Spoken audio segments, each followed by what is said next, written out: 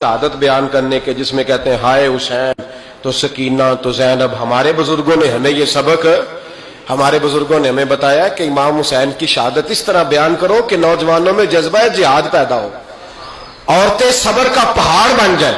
इस तरह शहादत हम वो वाली। लेकिन एक बात जरूर ज़हन में रखें, ये जो लोग कहते हैं ना बड़े मजलूम थे, पानी नहीं आ सका, मेरे से हवाला देखे जिसने देखना है, मेरे से हवाला देखे, मेरे से। हजरत इमाम हुसैन मैदान करबला में थे तो थोड़ी सी जगह खोद के ना इमाम हुसैन ने तो खंदक खोदी।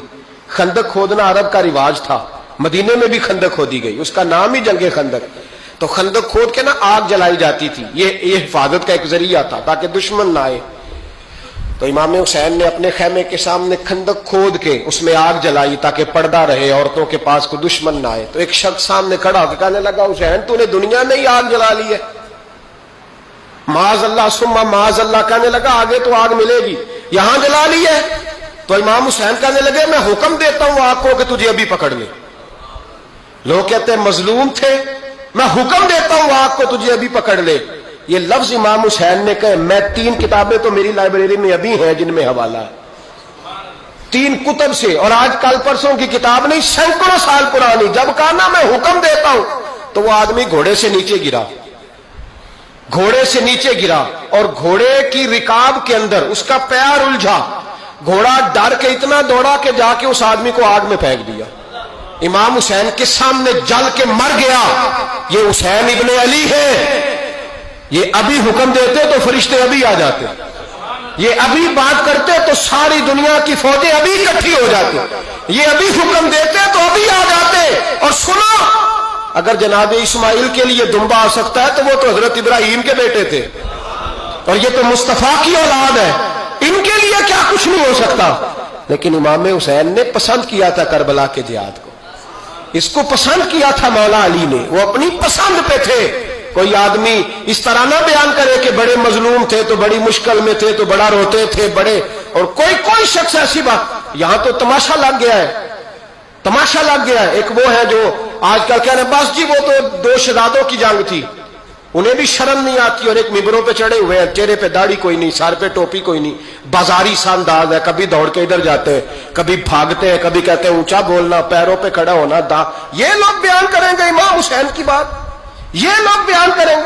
बीबियों के मसाइब पढ़ रहा हूं, वो और बीबियां होती हैं जो हाय हाय करती हैं, वाह बेला करती हैं। ये मेरे नबी का खानदान है, ये मेरे नबी का खानदान है, नबी का खानदान।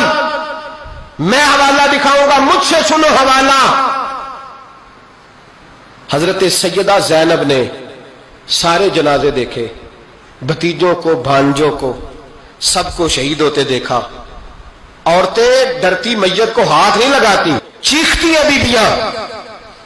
लेकिन हजरत जनाब ज़ैनब ने पता क्या देखा था, वो सुनना जरा। इमाम हुसैन की लाश मुबारक करबला में पड़ी थी, और इमाम हुसैन का सर काट के नेज़े पे चढ़ाया गया था, और वो बीबियों के सामने सामने खाली सर चढ़ रहा था, और सैकड़ों मील का सफर करके दमिश्क के बाजारों से गुजरता वो सर गया। आज मैं सर की बात नहीं करता, सर की, आप मर्द हैं, जवान है सारे, यहां किसी का कटा हुआ हाथ फेंक दिया जाए ना, हाथ तो लोग चीखे मार के दौड़ जाएंगे, बल्कि हाथ तो दूर रहा, किसी की उंगली काट के यहां फेंकी जाए तो लोग चीखे मार के मर्द दौड़ जाएंगे। लेकिन कटा हुआ सर देखा, लाशें देखे, यजीद का दरबार आया।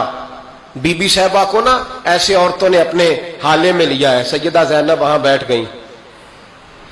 तो जब बोला ना यजीद दरबार में, कहने लगा कि देखो अल्लाह ने इज्जत वालों को इज्जत दी, माज अल्लाह सुम्मा माज अल्लाह। और मेरे मुखालिफिन का क्या असर हुआ जब उसने देखे ना, एक आदमी मजबूर है, मकहूर है, इतना लंबा सफर है, गुर्बत है, प्यास है, बीमारी है, क्या अंदाज है जब इस आलम में यजीद के दरबार में उसने गुस्ताखी की इमाम हुसैन की।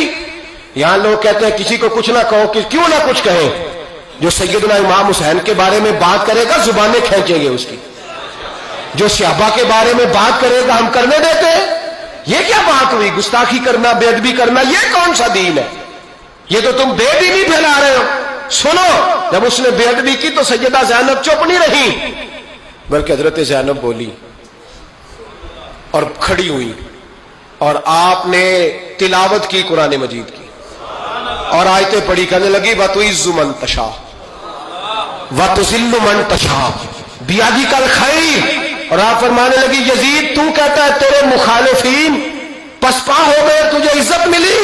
آپ فرمانے لگے یہ تیرا دربار ہے نا، یہ تیرا سجا ہوا ہے نا، تیرا اس وقت ڈنڈا چلتا ہے نا۔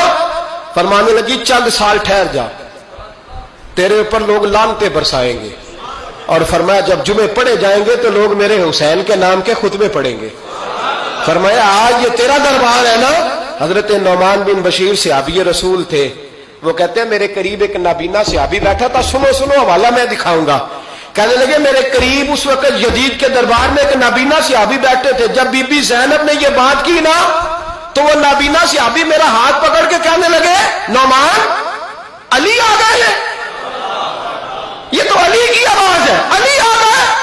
جبریل امی بول رہے ہوں جیسے، حکمت کے گوہر رول رہے ہوں جیسے، دربار دمشق میں وہ زینب کا خطاب منبر پہ علی بول رہے ہوں جیسے۔ کہنے لگے علی آ گئے، علی، یہ تو علی کی آواز ہے۔ جناب نعمان بن بشیر کہنے لگے نہیں، علی جب بولتے تھے تو بڑا رنگ ہوتا تھا، ابھی تو زینب کھل کے بول ہی نہیں رہی، ابھی تو زینب ستائی ہوئی ہے، ابھی تو زینب زخم کھا کے آئی ہے، ابھی تو زینب پیاسی ہے۔ کاش زینب ترو تازہ ہوتی اور زینب خطبہ پڑھتی تو علی کی طرح گرجدار آواز نکلتی، یزید کے محل کانپتے، جبریل امی بول رہے ہوں جیسے، حکمت کے گوہر رول رہے ہوں جیسے، دربار دمشق میں بی بی زینب کا خطاب منبر پہ علی بول رہے ہوں جیسے۔ وہ مسکینوں کی طرح منتیں نہیں کر رہے تھے، ہائے پانی ان کا مزاج ہی نہیں تھا، بلکہ وہ دلیر لوگ تھے، دلیر، اور بر موقع بر محل بولتے تھے۔ یزید آیا دربار میں، جب یہ سارا قافلہ وہاں پہنچا تو یزید دربار میں آیا، اور جب وہ دربار میں آیا تو بادشاہوں کا طریقہ ہے، گاڑیاں، اب ہمارے بادشاہوں نے روٹر والی گاڑیاں رکھی ہوئی ہیں، وہ یوں چلتی ہیں، شور ہوتا ہے پیچھے۔ اس زمانے میں کہا جاتا تھا با دبا ملاحظہ ہوشیار، پیچھے ہٹ جاؤ، نعرے لگنے لگے۔ تو یزید کا ایک ناخلف بیٹا امام زین العابدین سے کہنے لگا تیرا باپ کہاں ہے؟ دیکھ یہ میرے باپ دادا کے نعرے، دیکھ میرے باپ کے نعرے، تیرے کدھر ہے؟ ابھی یہ بات شروع اس نے کی تھی کہ دمشق کی جامع مسجد میں زور کی اذان ہو گئی، اور جب مؤذن نے کہا نا اشہد ان محمد رسول اللہ، تو امام زین العابدین اس کا ہاتھ پکڑ کے کہنے لگے یہ میرے نانا کے نعرے لگ رہے ہیں، اگر تیرا ہے تو بتا، یہ میرے نانا کے نعرے ہیں۔ اور فرمایا تیرے باپ کے 2-2.5 سال لگیں گے، میرے نانے کے قیامت کے بعد بھی لگیں گے، میرے نانے کے نعرے قیامت کے یہ لگتے رہیں گے، لگ رہے ہیں اور لگتے تھے اور لگتے رہیں گے۔ میرے بھائی یاد رکھو، دلیری، ہمت، پہلی بات ان سے پیار کرنا ہے، دوسرا ان کی ہمت، ان کا مقام دلیری کرنا ہے، ان کا کام ہمت کرنا ہے، ان کا کام ڈٹ جانا ہے، کمزوری دکھانا اہل بیت کا طریقہ ہوتی۔ حضرت عباس کے بازوؤں میں درد ہوتی، جناب زینب پھر پریشان ہوتی ہیں کہ ہم تو اس بے حیائی کے خلاف لڑے اور امت ابھی یہ گند کر رہی ہے۔ جو چوکوں میں کھڑا ہوتا ہے نا عورتوں کو تاڑتا ہے، وہ یزید کے طریقے پہ عمل کرتا ہے۔ یہ دلائل ہے، آپ سوچ لیں، اندازہ کر لیں کہ ہم نے کس جماعت میں کھڑے ہونا ہے، اس لیے گند سارا نکالیں۔ امام حسین کا ایک پیغام آج اپنانا بڑا ضروری ہے۔